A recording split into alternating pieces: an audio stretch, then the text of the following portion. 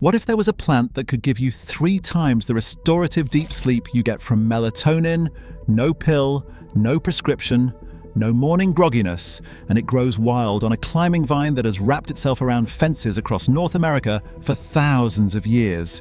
Ancient Cherokee healers knew about it. Spanish explorers carried it back to Europe in the 1600s.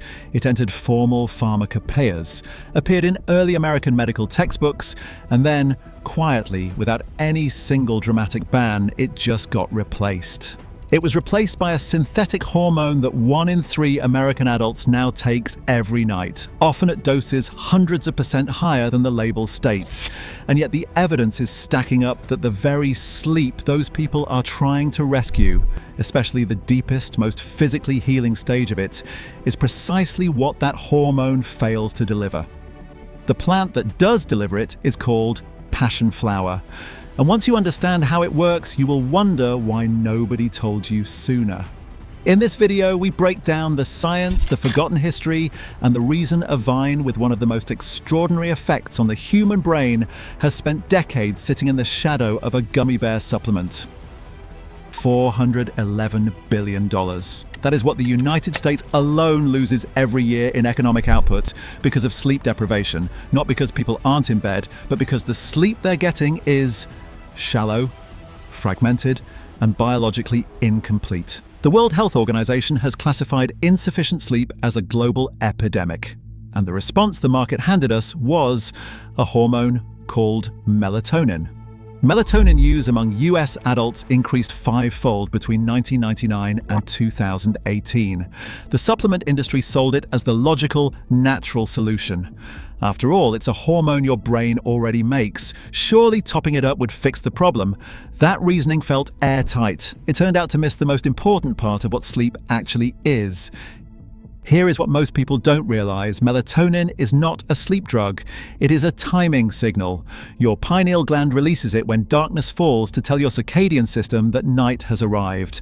It nudges you towards sleep onset. But once you are asleep, melatonin largely steps back. It does not govern the architecture of what happens next. And the stage that matters most is slow-wave sleep, also called deep sleep. Melatonin does almost nothing to extend or deepen it. At higher doses, research has shown it may actually reduce the time your brain spends there. You are falling asleep, and then the very part of the night your body needs most is getting cut short by the very thing you took to help. Slow-wave sleep is not just a deeper version of ordinary sleep. It is physiologically in a category of its own. During this stage, your pituitary gland releases the majority of your daily growth hormone, the compound that repairs muscle, heals bone, and restores every organ in your body. Your brain's lymphatic system activates almost exclusively here, flushing out toxic proteins including beta amyloid, the compound directly linked to Alzheimer's disease. Your immune system reaches its peak production of cytokines, the proteins that fight infection and inflammation. And everything you learn during the day gets consolidated into long-term memory. All of that is gone or severely diminished if slow-wave sleep is short-changed. Melatonin, taken by tens of millions every night, has no documented mechanism for meaningfully increasing it. Passiflora incarnata, purple passion flower, is a perennial climbing plant native to the warm, temperate regions of North America. Its flowers are extraordinary, intricate rings of purple and white filaments surrounding a geometric center that looks engineered rather than grown. For at least 5 centuries and long before Western scientists studied it, it was already in use across multiple cultures. The Cherokee used it, the Homer of Louisiana used it, and the Aztecs used it. When Spanish missionaries brought it to Europe in the 16th century, it was adopted almost immediately into formal herbal pharmacopoeias. By the mid-19th century, it appeared in North American medical textbooks as a documented sedative. It was not mysticism, it was centuries of accumulated observation. They simply did not yet know the molecular reason it worked. Inside the stems, leaves, and flowers of passion flower lies a family of bioactive compounds that interact directly with GABA receptors in the brain. GABA, gamma-aminobutyric acid, is your central nervous system's primary inhibitory neurotransmitter. Think of your brain at night as a room full of competing noise with circuits firing and thoughts looping. GABA is the mechanism that turns the volume down. It binds to receptors across the brain and dials back neural excitability, quieting the signals that keep you alert and awake. This is the same pathway that prescription benzodiazepines like Valium and Xanax target to force sedation. The critical difference is that passion flower's flavonoids, particularly vitexin, isovitexin, chrysin, and apigenin, engage this system at a gentler, more calibrated level. They modulate the GABA-A receptor without overwhelming it. No dependency, no tolerance buildup, no morning fog. The compound chrysin has demonstrated affinity to benzodiazepine binding sites on GABA receptors. It activates the same lock the pharmaceuticals use, but with a lighter key. The harmane alkaloids in passion flower further modulate serotonin pathways, reducing the hypervigilance that keeps so many people staring at the ceiling at 2 in the morning. This is not a single blunt mechanism. It is a suite of compounds working across multiple neurochemical systems simultaneously to produce a calm that runs deeper than any timing hormone can reach.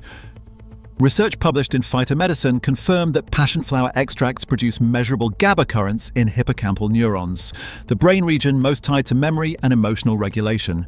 A study published in Food Science and Nutrition found that passion flower also promotes the synthesis of GABA itself through transporter protein pathways, meaning the brain is left with a higher baseline of its own calming chemistry. The plant does not just borrow the nervous system's off switch, it charges the battery behind it. A double-blind, placebo-controlled trial published in Phytotherapy Research gave healthy adults passion flower tea each evening for 1 week and recorded statistically significant improvement in sleep quality, a p-value below 0.01, meaning less than a 1% chance of coincidence. A subsequent polysomnography trial using scalp electrodes to track actual brainwave activity found that passion flower significantly increased total sleep time in adults with insomnia, 23 additional minutes per night in the passion flower group versus 0.16 minutes in the placebo group. And crucially, research published in Neurochemistry International documented that Passiflora incarnata extract significantly increased the total time spent in slow-wave sleep, while simultaneously reducing wakefulness.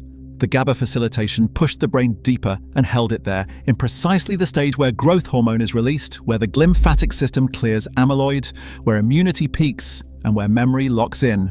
Most pharmaceutical sleep aids suppress slow-wave sleep as a side effect. Passion flower increases it. In 2024, a randomized, double-blind, placebo-controlled trial, the highest tier of clinical evidence, confirmed this. After 30 days of standardized Passiflora incarnata extract, sleep efficiency climbed from 75.53% to 86.61%, with statistically significant improvements over placebo in total sleep time and psychological health scores. No adverse effects were recorded, not one. Meanwhile, a study presented at the American Heart Association's scientific sessions in November 2025 analyzed over 130,000 adults with insomnia across 5 years. People who used melatonin for 12 months or longer had approximately a 90% higher chance of being diagnosed with heart failure compared to matched non-users. A JAMA study found that melatonin supplements may contain up to 478% more melatonin than the label claims, meaning the 3-milligram gummy you are taking nightly may actually be delivering over 14 milligrams, with no regulatory accountability for that gap. So how do you use passion flower? The clinical trials use the simplest possible form. 1 gram of dried passion flower steeped in hot water for 10 minutes, taken 30 to 60 minutes before bed. That preparation produced significant sleep quality improvements within 1 week. For a standardized extract, 200 to 300 milligrams in the evening produced measurable results within 15 days, not months, 15 days. The plant grows across the southeastern and central United States and in temperate regions worldwide. It is not rare, it is not expensive, it needs no prescription. What it needs is for someone to mention it, and that is exactly what has been missing. A plant that grows wild on a fence, costs almost nothing to process, and cannot be patented, does not generate the commercial momentum needed to fund awareness campaigns or primetime advertising. The funding gap becomes a visibility gap. The visibility gap becomes a knowledge gap. That knowledge gap gets filled every night by 20 million melatonin gummies. Across centuries of indigenous knowledge, formal European botanical medicine, and a growing body of rigorous clinical evidence, passion flower does something specific, measurable, and important. It guides the brain into the deepest stage of sleep through a pathway the brain already owns, without side effects, without a prescription, and without a patent. And it grows on a vine. If you have been waking up exhausted after a full night in bed, now you know there is another option. One that has been there for a very long time. If this changed how you think about sleep, share it with someone still fighting for real rest. Drop a comment with what you have tried and what has worked. If you want to keep going deep on the plants, compounds, and forgotten knowledge that modern wellness keeps walking past, subscribe so you do not miss what we cover next.